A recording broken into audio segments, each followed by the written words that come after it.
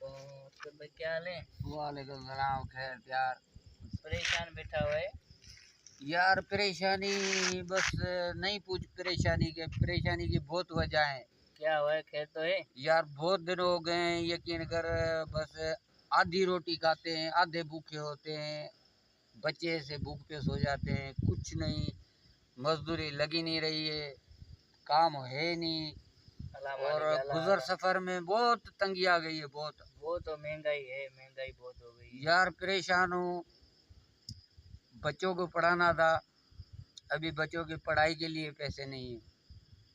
अभी छोटी बच्ची है, रोज मुझे बोलती है कभी कपड़े लेके आ, कभी जूती लेके आ।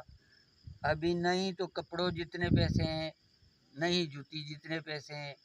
इतनी महंगाई हो गई है, घर पे कुछ खाने के लिए नहीं है, इसलिए परेशान बैठा हुआ हूँ।